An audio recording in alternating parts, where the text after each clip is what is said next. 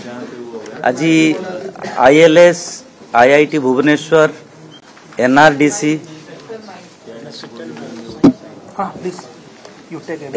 एवं take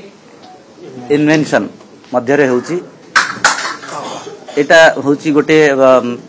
vaccine candidate mycobacterium tuberculosis TB रो vaccine candidate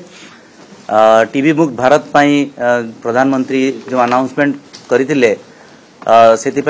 एक प्रयास यही वैक्सीन कैंडिडेट को नहीं प्री क्लिनिकल ट्रायल ILS एवं IIT भुवनेश्वर वैज्ञानिक माने मिसी करथिले एवं जहार सक्सेस परे इंडस्ट्री आगो को आसीची से टेक्नोलॉजी को नहीं कि फर्दर केमती ताकू पब्लिक को नहीं पारिबो सेति पई क्लिनिकल ट्रायल करिया पई आगो को आछंती एई सब मध्य बड़ रोल प्ले करचंती NRDC गोटे जने कैटलिस्ट जे कि जे रिएक्शन को हवा पई सहायता करंती जहा फल रे टेक्नोलॉजी ट्रांसफर स्मूथली ही पारुची। धन्यवाद सर। मोर टिके डॉक्टर देवाशीष प्रश्न रहबो सर हम जम्मा टिके संपर्क रे जहा आलोचना करले सहज ओडिया रे टिके कोन चेष्टा करूची सहज ओडिया रे कहिया पई टीबी आम सहित पाखापाखि 4000 वर्ष धरी रही मनुष्य सहित तेणु टीबी मुक्त करवा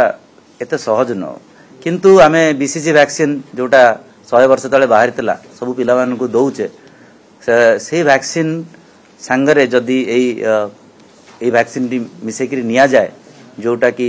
गोटे सब यूनिट ट्यूबरकुलोसिस रो गोटे सब यूनिट जहा को वैक्सीन कैंडिडेट हिसाब रे यूज करिया एवं हमको मिसे की दिया जाए ताले हमर लैबोरेटरी परीक्षण कहूची जे यार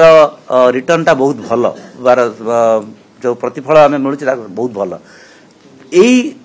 टेक्नोलॉजी टा आगु को नवा कहले कोन करिया पड़ियो क्लिनिकल ट्रायल करिया पड़ियो clinical trial academic laboratory research laboratory हेई परिबो नाही तेणु इंडस्ट्री को सांगरे नहीं आमे यदि परीक्षण करिबा आ देखिबा क्लिनिकल ट्रायल बहुत भलो रिटर्न दउची ताहाले आमे भाबिबा जे निश्चय एटा पब्लिक को मिलिबो गरीब लोक को मिलिबो आ टीबी मुक्त भारत आडू आमे आगे जिबा।